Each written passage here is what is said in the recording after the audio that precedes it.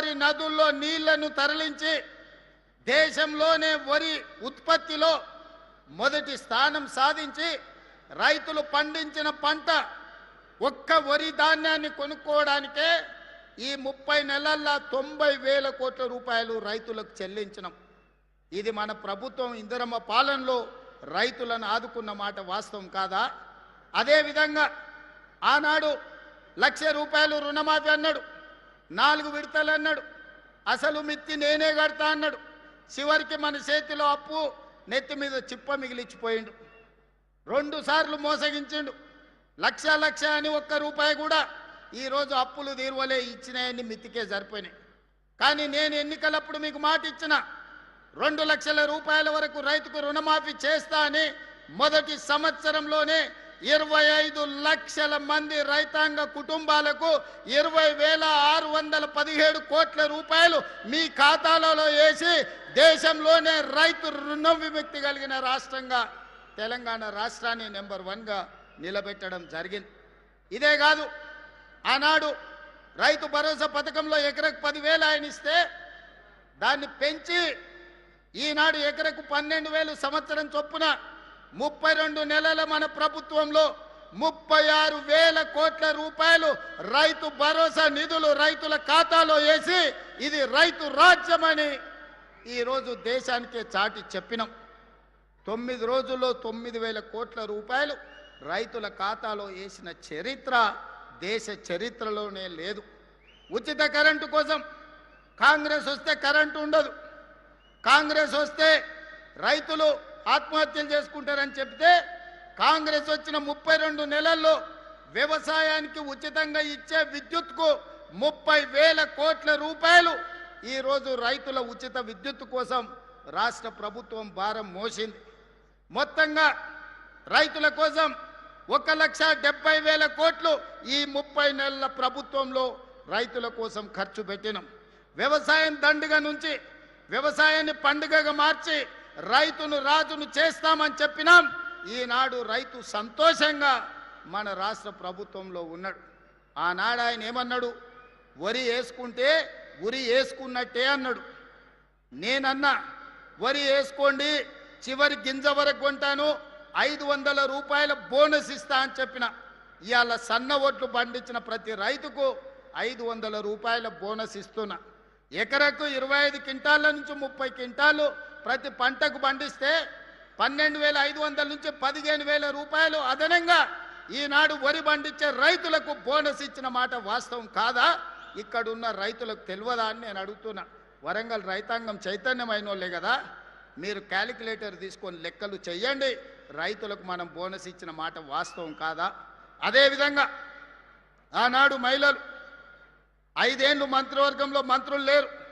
మంత్రి అయినా, ఎంపీ అయినా, ఎమ్మెల్యే అయినా ఏ పదవైనా కేసీఆర్ బిడ్డకు తప్ప ఇంకొక ఆడబిడ్డకి ఇచ్చిన పాపాన బోలే. కానీ మన ప్రభుత్వం వచ్చిన వెంబడే 2 ఆడబిడ్డల్ని మంత్రులను చేసినాం. అదేవిధంగా స్వయం సహాయక సంఘాలు పావులా వడ్డీ అన్నారు, 0 వడ్డీ అన్నారు. మీకు గుండు సున్న పెట్టిండి అక్క. అక్కలందరూ ఈయన సంఘంలో సభ్యులే కదా అక్క. నేను వచ్చినాక 60,000 కోట్ల రూపాయలు బ్యాంకుల లింకేజ్ ఇచ్చి మా సీతక్క మీకు 2,000 కోట్ల రూపాయలు మీ వడ్డీ కింద బ్యాంకు కట్టిందా లేదా? సీతక్క ఇక్కడనే ఉంది కదా, మీరందరు లబ్ధిదారులు, మా ఆడబిడ్డలు ఈయనే ఉన్నారు కదా, కండ్ల ముందలు ఉన్నారు కదా, ఇది నిజం కాదా అక్క? మీకు ఇందిరా భవనాలు ఇయ్యలేదా? 8,000 గ్రామాలలో మీరు మీ సంఘాలు కూర్చోవడానికి ఈ మధ్యనే భూ కేటాయింపులు, నిధుల కేటాయింపు జరగలేదా? హైటెక్ సిటీ పక్కన 1,000 కోట్లతోని మీరు వ్యాపారాలు చేసుకోవడానికి మీకు కేంద్రాలు కేటాయించిన మాట వాస్తవం కదా? మీకు పెట్రోల్ బంకులు కేటాయించిన మాట వాస్తవం కదా? ఆర్టీసీ బస్సులు మీతో కొనుగోలు చేయించిన మాట వాస్తవం కాదా? ఇవాళ సోలార్ విద్యుత్ ఉత్పత్తి చేసే ఆధిపత్యాన్ని మీకు ఇచ్చిన మాట వాస్తవం కాదా? ఇవాళ మహిళలు బడులలో పిల్లలకు, మా అక్కలు బట్టలు కుట్టే వచ్చి ఉంటారు పిల్లలకి ఈసారి బడి బట్టలు, అవునా అక్క? ఎప్పుడన్నా కేసీఆర్ ఉన్నప్పుడు కుట్టినరా?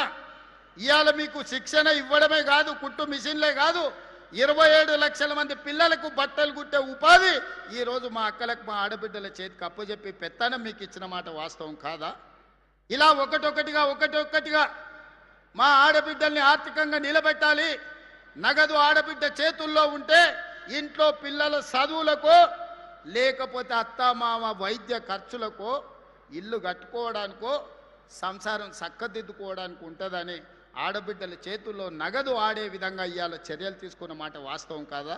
ఎక్కడన్నా ఈ ప్రభుత్వంలో మీ తమ్ముడుగా, మీ అన్నగా, మీ రేవంత్ అన్నగా ఎక్కడైనా ఆడబిడ్డలకు కష్టం వస్తే చూస్తూ ఊరుకున్నానా?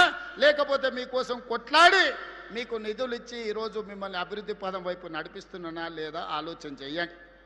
ఇవాళ రక్త సంబంధం లేకపోయినా నా ఇంటి ఆడపడుచుగా సీతక్కకు అన్ని రకాలుగా అండగా నిలబడ్డ వాస్తవం కాదా? అదే రక్తం పంచుకున్న బిడ్డ, కేసీఆర్ బిడ్డ, కేటీఆర్ చెల్లెలు కల్వకుంట్ల కవితకు ఆస్తిలో భాగం ఇవ్వాల్సి వస్తుందని కష్టాలలో జైలుకు పోయి ఇంటికి వచ్చి నాకు కాస్త సాయం చేయంటే సాయం చెయ్యాల్సి వస్తుందని ఈ కర్కోటకుడు సొంత చెల్లెల్నే ఇంట్లో నుంచి బయటికి గెంటేసిన నీచమైన చరిత్ర తారక రామారావుది కాదా? ఒకసారి మా అక్కల్ని ఆలోచన చేయమంటున్నా. చెడిపోయి పుట్టింటికి పోకూడదని అంటారు పెద్దలు, కానీ ఒకవేళ చెల్లి కష్టాలలో ఉండి ఇంటికి వస్తే వేల కోట్ల రూపాయల ఆస్తి ఉన్నోడు సొంత తొడబుట్టిన చెల్లెలకు సాయం చేయకుండా ఇంట్లో నుంచి గెంటేస్తే కన్న తండ్రి కళ్ళు మూసుకొని పోయి ఉన్నాడా? కన్న తండ్రి ఏమన్నా ధృతరాష్ట్రుడా? కొడుకును పిలిచి సలాకి కాల్చి వాత పెట్టి వంగబెట్టి ఈపుల మీద 4 గుద్ది సగం ఆస్తి బిడ్డకి ఇవ్వాలి కదా, కానీ ఇంట్లోకి వెళ్ళి బయటికి గెంటేసిండు. కానీ నేను మీ అందరినీ సొంత కుటుంబ సభ్యుల్లాగా ఇవాళ చూసుకుంటున్నానా లేదా? అంతెందుకు, ఆనాడు బతుకమ్మ చీరల కమిషన్లు కొట్టేస్తే ఆ ఇచ్చిన చీరలు ఎన్నడన్నా మీరు కట్టుకున్నారా అక్క? బతుకమ్మ చీరలు ఎన్నడన్నా కట్టుకున్నారా? పండుగ నాడైనా ఎన్నడైనా ఏడగట్టిరా చీరలు? పల్లి సేన వేసుకుంటే పందులు రాకుంటుండనికే బెదిరియనికే సేన్ల కాడ కట్టిరు. మొక్కజొన్నలు వేసుకుంటే పక్షులు తినకుంటుండనికే వాటిని బెదిరించనికే చీరలుగా ఆ చీర తీసుకుపోయి కట్టిరు. ఎన్నడన్నా ఒంటి మీద మా ఆడబిడ్డలు కట్టుకుర్రా? మరి ఇవాళ మీ సోదరుడు ఇందిరమ్మ చీరలు ఇస్తే, పాలపిట్ట రంగు చీరలు ఇస్తే వేలాది పాలపిట్టలు ఈ మీటింగులు వచ్చినాడు మా అక్కలందరూ ఆ చీర కట్టుకొని వచ్చారు. మీ తమ్ముడు పండుగ పూట మీకు పెట్టిన సారే కాదా ఈ చీర? ఈరోజు మీరు ఆశీర్వదించడానికి వచ్చిందంటే ఇంతకంటే నాకు మనసులో ఆనందం ఏముంటుంది?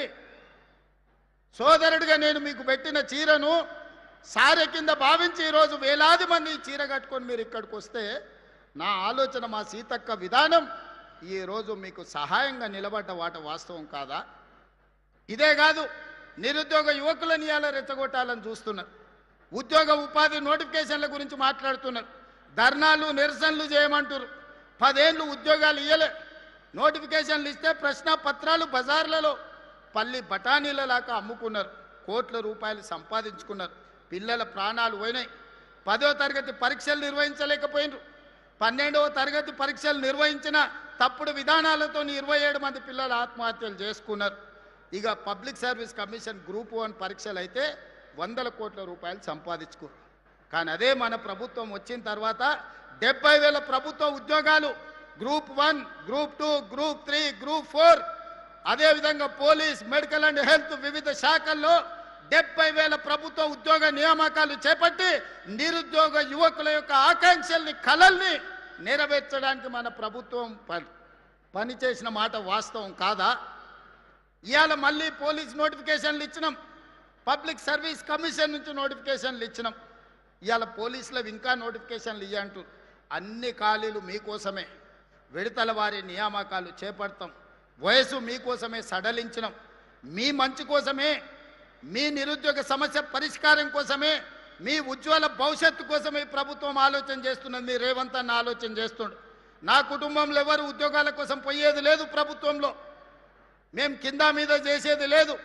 పేదల కోసమే, దళితుల కోసమే, గిరిజనుల కోసమే, మైనారిటీల కోసమే, మహిళల కోసమే ఈ ప్రభుత్వం పనిచేస్తుంది.